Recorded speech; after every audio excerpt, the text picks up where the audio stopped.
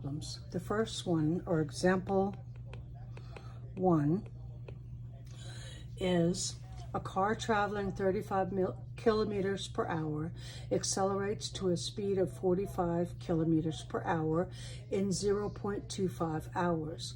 What is its acceleration?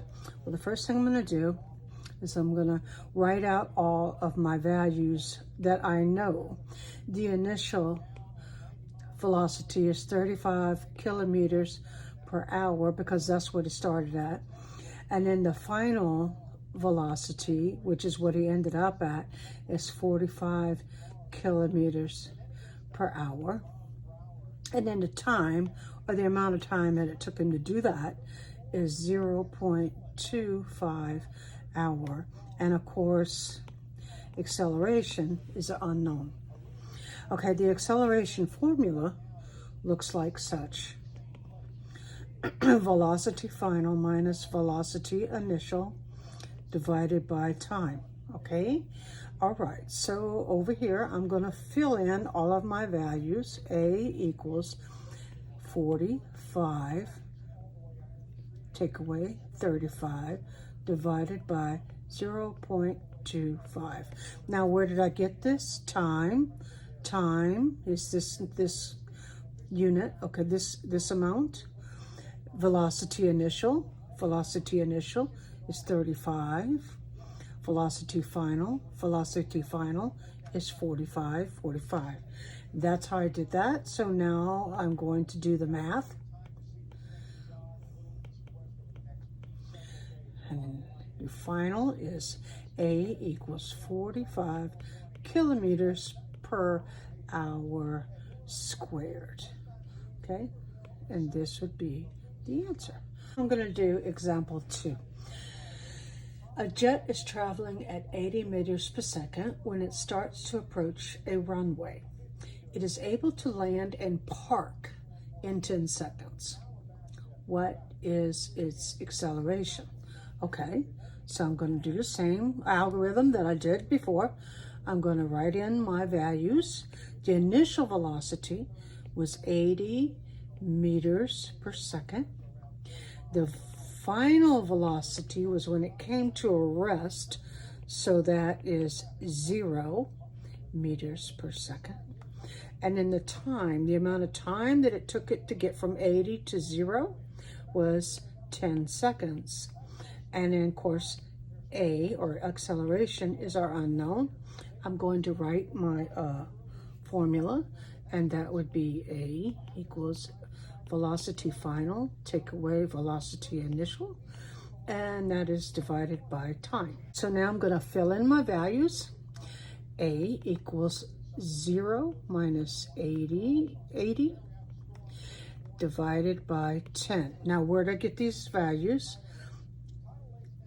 Velocity final, 0, 0. Okay. Velocity initial, 80, 80. Time, 10 seconds. All right, so now I'm going to do the math. 0 minus 80 is minus 80 divided by 10. Minus 80 divided by 10 equals a negative 8 meters per second squared. Now, this is a negative number. That makes sense because what was it doing? The jet was slowing down. Remember, when something is slowing down, its acceleration is negative. So negative numbers are due to object slowing down. Okay. Example 3 is a skateboarder has an acceleration of 1.5 meters per second squared. Starting from rest, if he accelerates for 2 seconds, what speed will he reach? Okay, so they're giving us the acceleration, and they're saying that his initial velocity is 0 because he's starting from rest. If he accelerates for 2 seconds, what is his final velocity. Okay, so I'm going to follow my same line, same algorithm that I always do. A equals, in this case, 1.5 meters per second squared. And the initial velocity is 0 meters per second. Remember, he was starting from rest. And then the amount of time that he took them to do that was 2 seconds. And they want to know the final velocity. So this time, the final velocity is our unknown. So I'm going to write out my formula. A equals VF minus VI over T. And already I noticed that, hey, I'm going to have to do some algebra because I have to solve for my unknown. This is my unknown, so I have to solve for it so that I can use algebra to find my unknown. All right, so the first thing I'm going to do is cancel this t, right? So if I do that, I can multiply that by t. Whatever I have to do, whatever I do on this side, I have to do on that side. So these two cancel. I'm going to go ahead and rewrite this out so that you can see exactly how this happens. Okay, the next thing that I want to do is I need to cancel this VI because I'm trying to isolate this final velocity. So the way I'm going to do that is I'm going to put plus VI, which this and this comes to nothing. But whatever I do on this side of the equal sign, remember, I also have to do it over here. So, okay, so now my final formula, and I'm going to switch it around just because I like to go from right to left, is velocity final equals A times T plus VI. See, it's the same thing. I just switched it up just because we read from right to left, so it's easier to look at it that way.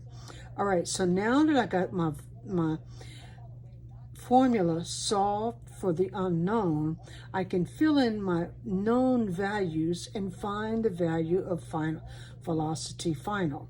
All right, so I'm going to do it up here. I'm going to put 1.5 where A is, and I'm multiplying it times T, which is 2, and then I'm adding the initial velocity, which is 0. And all of that is going to equal my final velocity. Okay? All right, so let's do this math. So I'm going to do my multiplication first. 2 times 1.5 is 3 plus 0. Okay, now I'm going to do this math. And of course, my units are meters per second because